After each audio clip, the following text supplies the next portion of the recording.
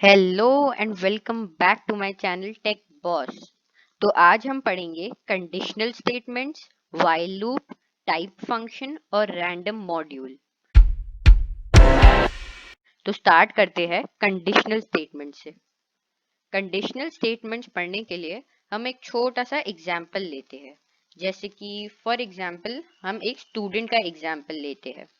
तो स्टोरी ये है कि एक स्टूडेंट के एग्जाम्स चल रहे हैं और उसके पेरेंट्स उसके लिए उसको कुछ कह रहे हैं। तो देखते हैं उसके पेरेंट्स उससे क्या कह रहे हैं।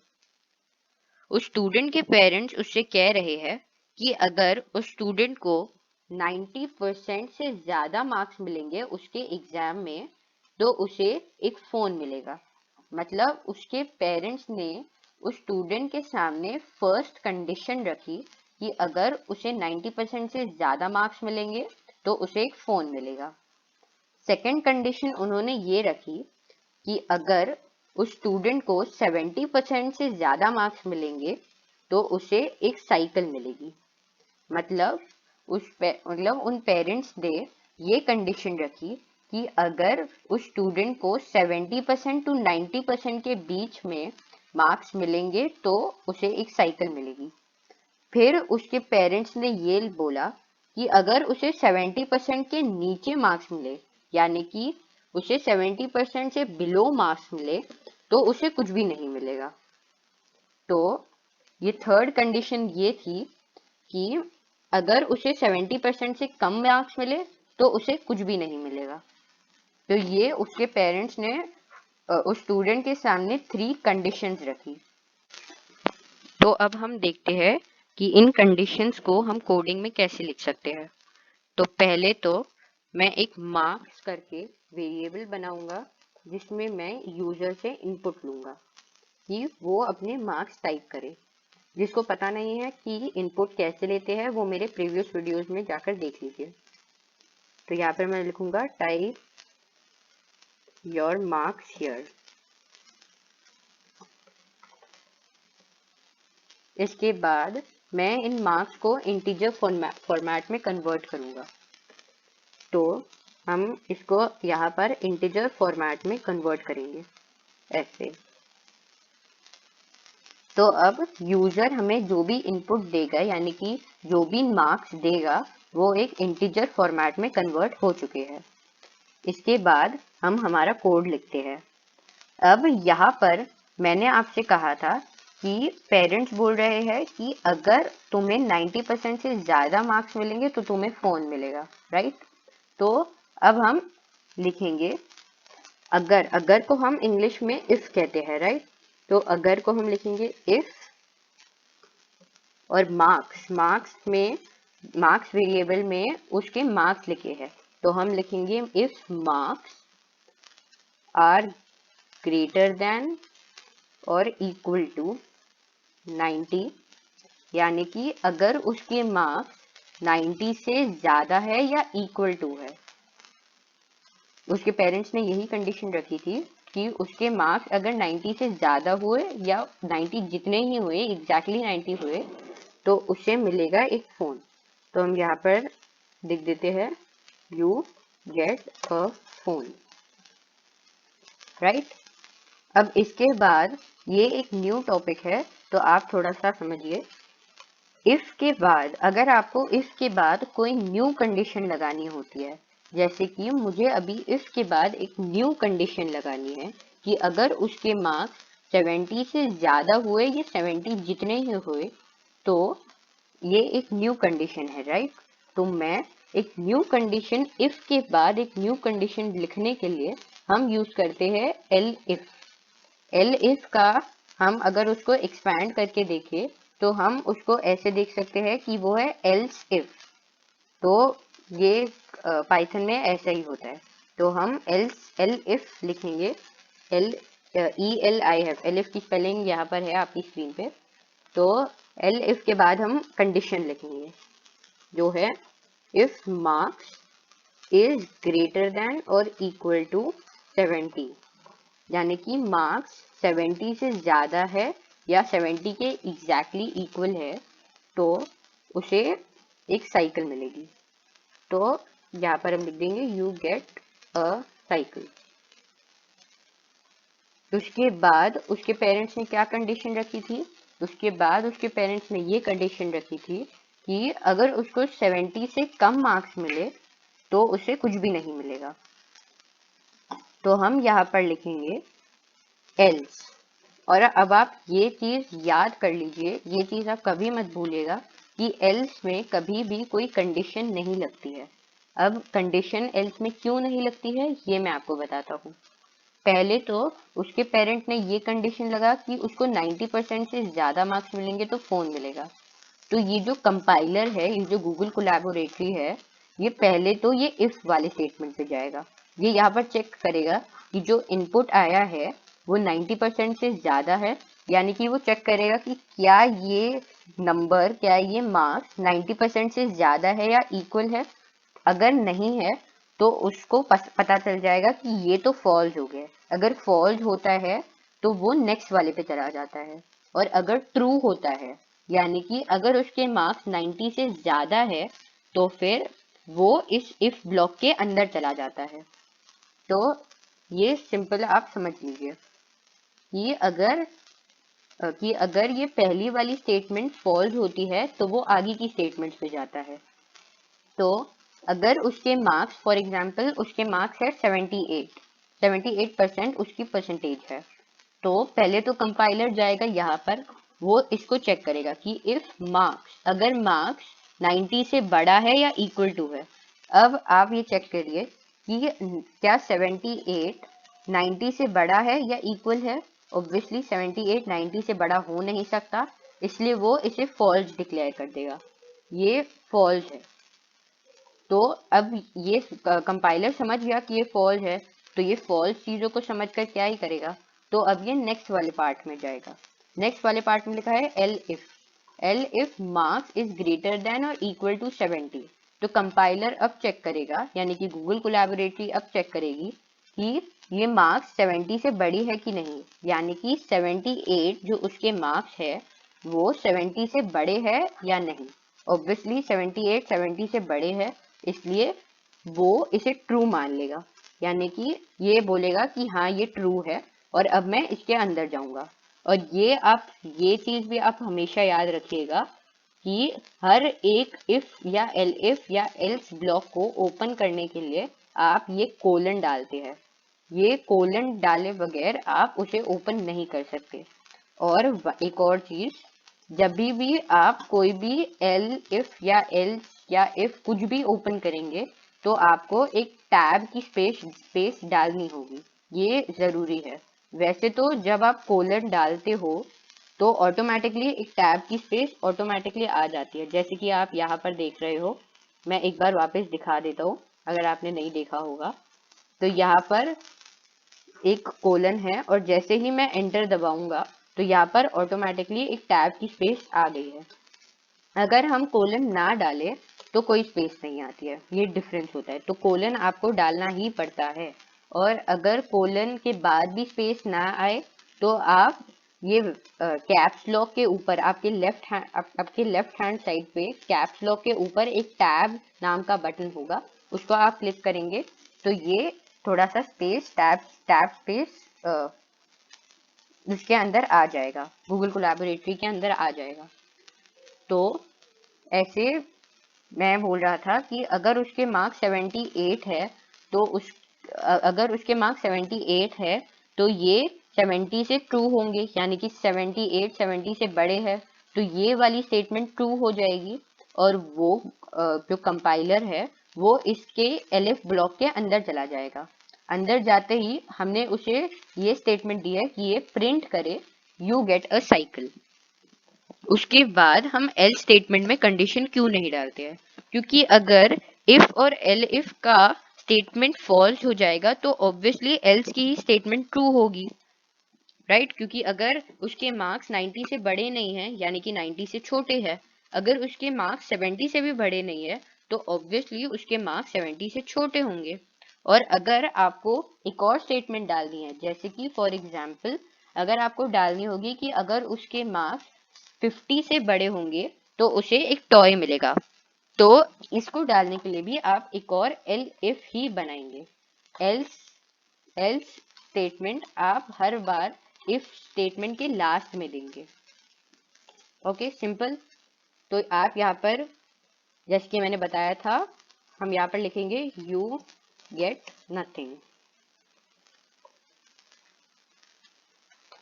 तो ये हमारा कोड अब रेडी हो गया है। अब हम इसको रन करते हैं। यहाँ पर लिखा है टाइप योर मार्क्स हियर। तो हम अभी सबसे पहले 90 से ज्यादा मार्क्स चेक करते हैं, ये वाली स्टेटमेंट को चेक करने के लिए। तो हम यहाँ पर लिखते हैं 98 पे आ गया है यू गेट अ फोन, यानी कि हमारी पहली वाली स्टेटमेंट करेक्ट हो गई है। हमारी पहली वाली स्टेटमेंट बढ़िया से चल रही है।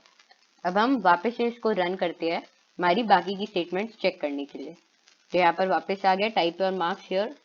यहाँ पर हम इस बार देते हैं 78। तो ये भी ठीक है। You get a cycle, you get a cycle हमें यही चाहिए था, यही आ चुका है। अभी हम 70 से भी बिलो वैल्यू देते हैं, जैसे कि 55। अब इसमें कोई भी वैल्यू अपनी मनपसंद दे सकते हैं। तो यहाँ पर मैंने 55 जैसी दिया, यहाँ पर यू गेट नथिंग, क्योंकि ये दोनों स्टेटमेंट फॉल्स हो गई है, इसलिए एल्स स्टेटमेंट तो हमेशा ही चलेगी। अब आपको मैं एक और चीज दिखाता हूँ जो बहुत कम लोग दिखाते हैं। ये देखिए, अगर आप एल्स स्टेटमेंट डाले ही नहीं तो भी ये कोड आसानी से वर्क करेगा। क्योंकि देखिए, अगर जैसे हमने बोला कि if marks is greater than 90, यानी कि अगर उसके मार्क्स 90 से ज्यादा हुए तो उसे फोन मिलेगा। अगर मार्क्स 70 से ज्यादा हुए तो साइकिल मिलेगी। और अगर उसके मार्क्स 70 से कम हुए तो कुछ होएगा ही नहीं, कुछ कोड वर्क ही नहीं करेगा। कोड तभी खत्म हो जाएगा, क्योंकि यू गेट नथिंग। तो नथिंग अगर हमें प्रिंट ही नहीं करवाना है तो हम उसे डायरेक्ट ही प्रिंट नहीं भी करवा सकते हैं।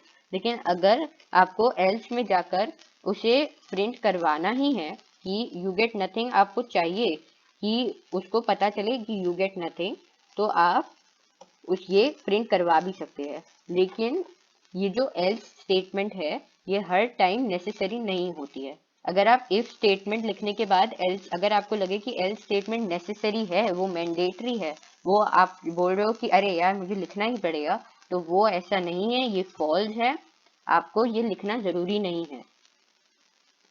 तो ये अगर हम 55 यहाँ पर अब लिखे तो यहाँ पर यू गेट नथिंग लिखा हुआ आएगा। अब हम पढ़ेंगे व्हाइल लूप। व्हाइल लूप बहुत ज्यादा सिंपल होता है, तो हम उसका एग्जाम्पल लेते हैं। पहले तो हम एक नम नाम का वेरिएबल बनाते हैं जिसके अंदर 1 वैल्यू स्टोर करते हैं, यानी कि नम के अंदर 1 स्टोर्ड है। इसके बाद हम एक व्हाइल लूप को डिफाइन करते हैं। व्हाइल लूप को डिफाइन करना बहुत ज्यादा इजी होता है। हमें क्या करना होता है, हमें सिर्फ और सिर्फ व्हाइल लिखना होता है और ये व्हाइल लूप डिफाइन हो गया, सिंपल। इसके बाद हम व्हाइल की कंडीशन लिखेंगे, क्योंकि यहाँ पर भी हम जैसे कि इफ के अंदर भी हम कंडीशन लिखते थे, वैसे ही व्हाइल के अंदर भी हम कंडीशन लिखेंगे। व्हाइल मतलब जब तक, तो हम ऐसी कंडीशन लिखेंगे कि जब तक ये जो भी हम कंडीशन लिखेंगे ये फॉल्स ना हो जाए तब तक ये कोड चलेगा। ओके, तो जब तक ये जो भी हम कंडीशन लिखेंगे वो फॉल्स ना हो जाए तब तक अंदर के चीजें सब कुछ रन करेगी। तो हम यहाँ पर लिखेंगे while num is smaller than 50, तब तक ये कोड रन करेगा। ओके, तो num की वैल्यू यहाँ पर 1 है और जब तक num 50 से कम है, num की वैल्यू यानी कि 1 50 से कम है, तब तक ये कोड रन करेगा। अब आप लोग बोलोगे कि ये कैसा एग्जाम्पल है, 1 की वैल्यू तो हमेशा 50 से कम ही रहेगी, 1 थोड़ी ना कभी 50 से ज्यादा होगा। तो अब मैं आपको इस व्हाइल लूप के अंदर की चीजें बताता हूँ जो बिल्कुल गेम चेंजर टाइप का कुछ है।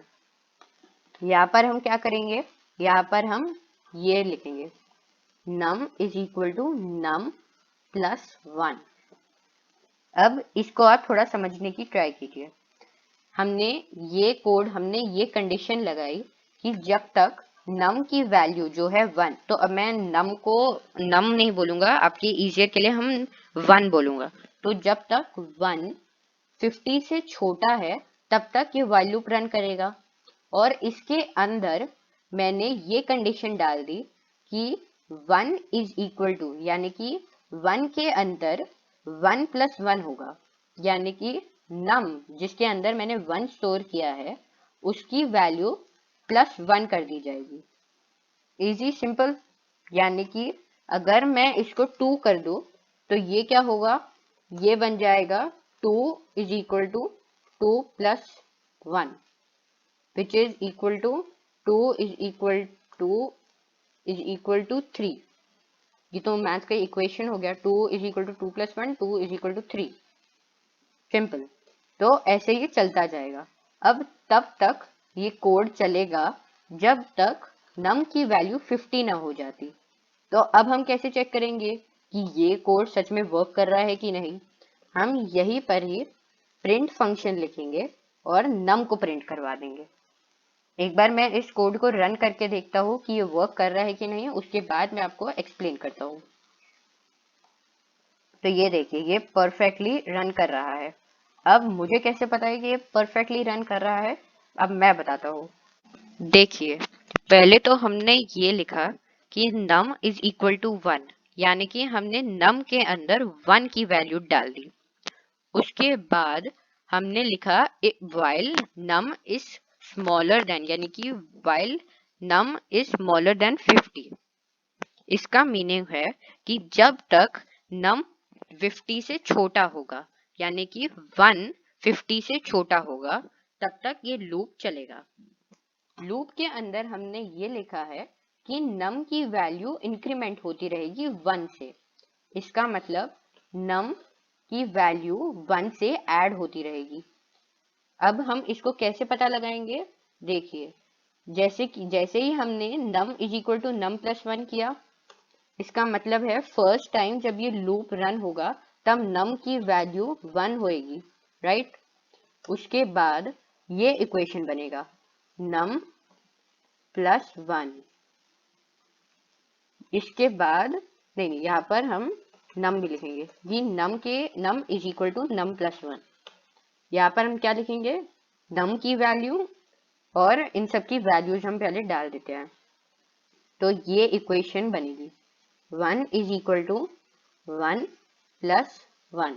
ये एक मैथ की इक्वेशन नहीं है, लेकिन मैं आपको ऐसे ही एक्सप्लेन कर रहा हूँ। तो ये 1 इज इक्वल टू 1 प्लस 1 बन गई। तो ये इक्वेशन तब बनेगी जब ये लूप पहली बार रन करेगा।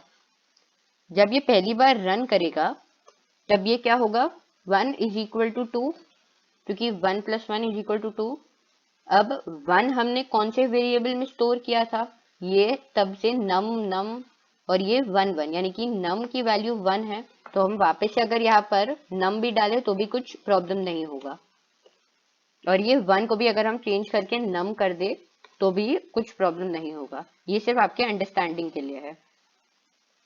तो यहाँ पर आ गया num इज इक्वल टू 2। तो जैसे कि यहाँ पर था num इज इक्वल टू 1, यहाँ पर आ गया num इज इक्वल टू 2। अब यहाँ पर हम इसको वापस से करेंगे, क्योंकि num इज इक्वल टू 2। अब ये कंपाइलर वापस से चेक करेगा क्या num is equal to 2 which is 2 is smaller than 50। क्या 2 50 से छोटा है? नहीं, 2 तो 50 से बिल्कुल भी छोटा नहीं है। तो ये वापस से ये लूप रन कर देगा। जैसे ही वापस से लूप रन करेगा, ये वापस से यही इक्वेशन बन जाएगी which is num is equal to num plus 1। हम वापस से num की वैल्यू डालते हैं 2 इज इक्वल टू 2 प्लस 1। जैसे ही हमने ये वैल्यू डाली, ये हो गया 2 इज इक्वल टू 3। अब हम अगर ये 2 को num से भी चेंज कर दे तो भी कुछ प्रॉब्लम नहीं होगा, क्योंकि num और 2 की वैल्यू इस कोड में तो सेम ही है।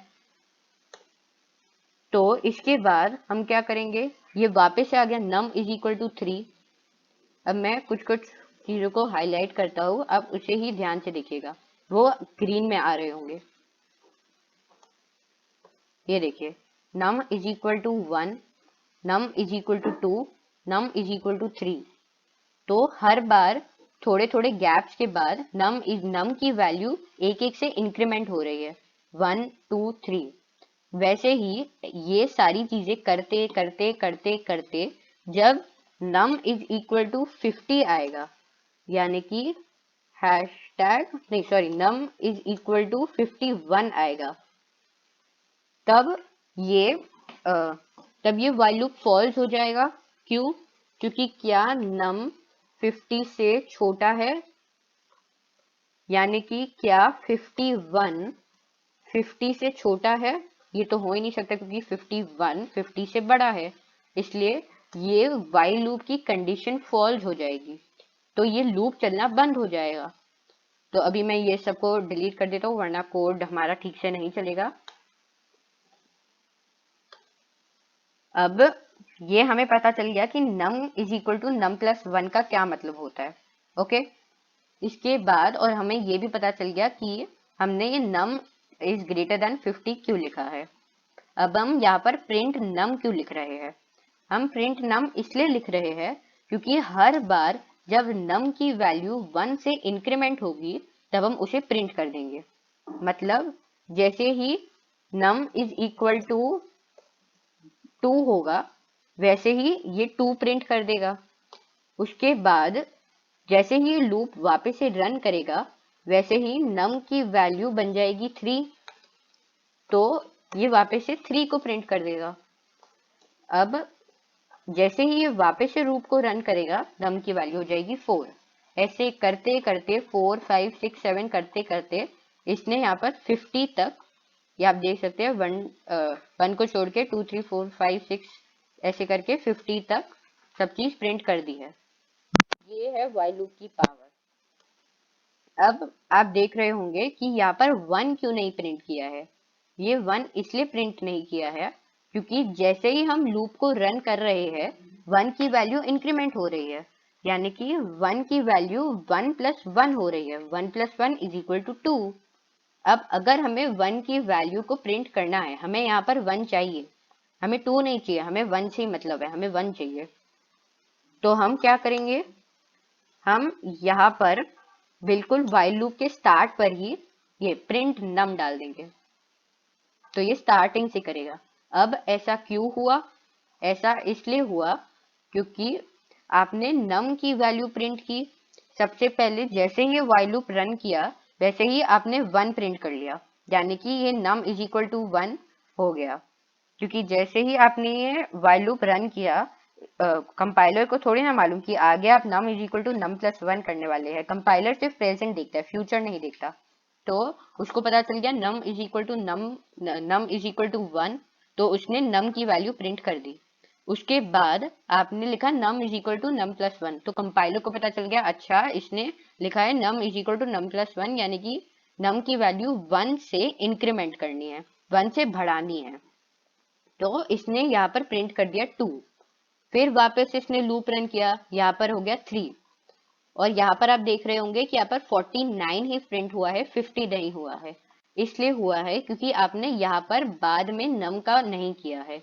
जैसे ही num is equal to num plus 1 ये करते करते करते करते num इज इक्वल टू 51 हो जाएगा, तब ये नहीं, num इज इक्वल टू 50 होगा, तब तक ये यहाँ पर आएगा। लेकिन जैसे ही num इज इक्वल टू 50 होगा, तब ये मान लेगा कि हाँ ये 50 से छोटा नहीं है, क्योंकि यहाँ पर हमने लिखा है अगर num 50 से छोटा होगा, 50 से इक्वल नहीं होगा। अगर num 50 से छोटा होगा तभी ये लूप रन करना चाहिए। तो कंपाइलर को पता चल गया अच्छा भाई ये 50 से छोटा नहीं है, 50 के इक्वल है, 50 के इक्वल से मुझे कुछ काम ही नहीं करना, इसने ये कोडर ने कुछ किया ही नहीं है 50 से इक्वल से। तो यहाँ पर 49 वाला कोड रन हो ही नहीं पा रहा है। इसलिए ये while लूप की ये खासियत भी है और ये डिसएडवांटेज भी है।